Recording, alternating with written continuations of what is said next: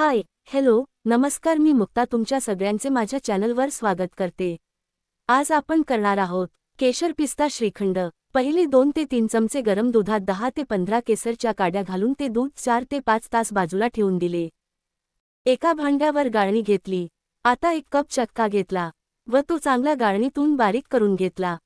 गाळून घेतलेल्या चक्कामध्ये 1 कप बारीक दळून घेतलेली साखर घातली व सगळं चांगलं मिक्स करून घेतले.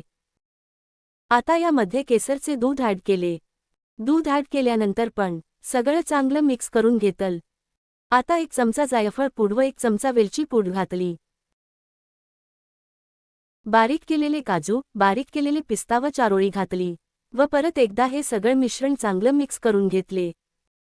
तयार श्रीखंडावर बारीक चिरलेला पिस्ता आणि बदामाचे काप टाकले.